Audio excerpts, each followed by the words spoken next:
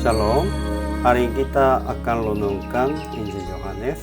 Teksnya pasal 5 ayat 1 sampai ayat 15. Saya sudah bagi 3 paragraf. Paragraf yang pertama ayat 1 sampai 9. Yesus menyembuhkan seorang yang sakit selama 38 tahun di kolam Bethesda. Paragraf yang kedua ayat 10 sampai 13. Orang-orang Yahudi mempersoalkan itu karena hari itu hari Sabat. Paragraf yang ketiga ayat 14 sampai 15. Yesus bertemu orang itu di dalam bait Allah dan berkata, "Jangan berbuat dosa lagi supaya padamu jangan terjadi yang lebih buruk."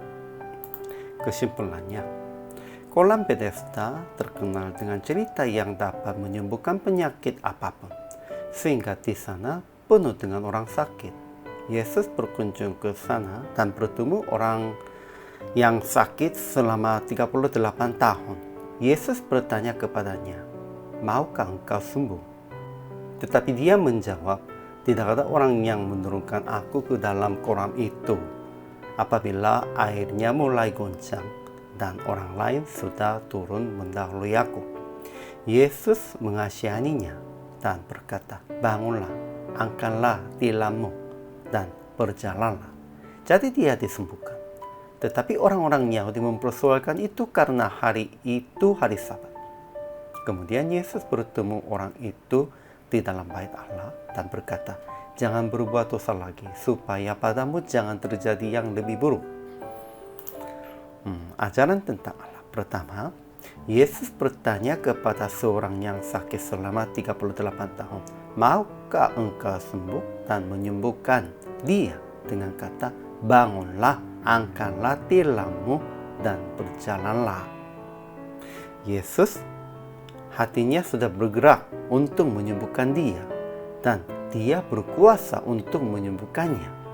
Kedua, Yesus menghilang ke tengah-tengah orang banyak di tempat itu sebab orang-orang Yahudi mempersoalkan yang Yesus menyembuhkan pada hari Sabat. Ya, sekalipun Yesus Kristus berbuat hal yang benar, Yesus Kristus tidak mau membuat pertengkaran dengan orang-orang Yahudi yang mempersoalkan itu. Ketiga, Yesus berkata kepada dia yang disembuhkan, "Engkau telah sembuh, jangan berbuat dosa lagi supaya padamu jangan terjadi yang lebih buruk." Ya, bukan semua penyakitnya ini penyebab dosa.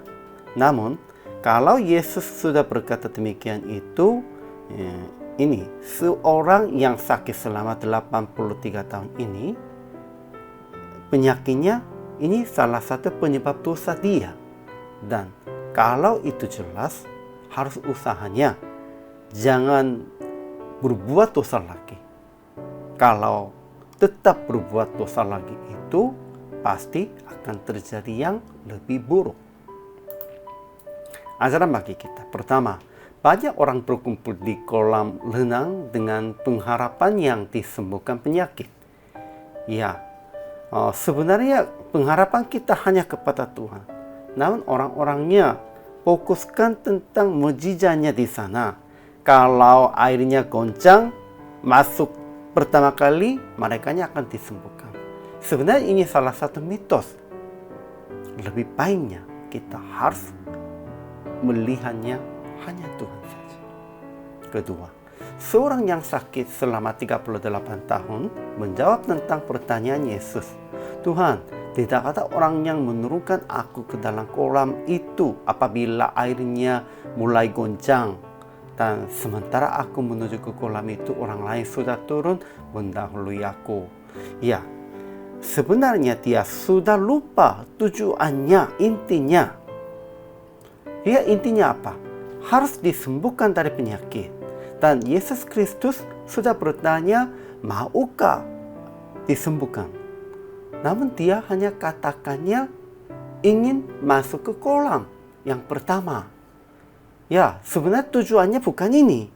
Namun karena dia seterusnya hanya konsentrasi untuk masuk kolam daripada orang yang lain. Ya, dia sudah lupa tujuan dan intinya yang benar. Ketiga, dia bangun dan berjalan pada saat Yesus berkata, bangunlah, angkatlah tilammu dan berjalanlah. Pada waktu Yesus sudah perintah kepada kita, kita pasti bisa melakukan. Ya, tadinya mustahil, namun sekarangnya bisa. Keempat, setelah bertemu lagi dengan Yesus, dia berkata kepada orang-orang Yahudi, Yesuslah yang telah menyembuhkan aku. Ya, karena dia juga sadar, dia juga mengakuinya demikian itu dengan jelas. Kalau begitu aplikasinya. Pertama, jangan lupa tujuan, inti yang awal. Kalau tujuannya disembuhkan penyakit, harus ingat itu. Jangan konsentrasinya tentang yang lain. Kedua, jangan bersungut-sungut tentang orang lain. Ya, orang lain lebih dahulunya berhasil daripada saya, ada. Pasti hatinya tidak baik. Sekalipun begitu, jangan bersungut-sungut tentang orang lain. Dan harus berkati mereka juga. Ketiga, dapat disembuhkan di dalam pertobatan sejati. Dan jangan berbuat dosa lagi, supaya jangan terjadi yang lebih buruk. Ya, pentingnya pertobatan sejati. Pertobatan sejati adalah tidak lagi berbuat dosa itu. Jadi PR praktek hari ini, tetap ingat tujuan hidup kita yang memuliakan nama Tuhan. Inilah inti kita. Namun inti kita, tujuan kita sudah berubah untuk sukses atau untuk berkuasa atau untuk meninggikan diri, begitu. Janganlah. Dan jangan berbuat dosa lagi supaya tidak terjadi lagi hal yang buruk kepada kita, kepada Anda, kepada jemaat pun juga. Ya, kita harus berbuat hanya yang baik di dalam Tuhan. Hari ini juga selama melayani, Tuhan Yesus memberkati.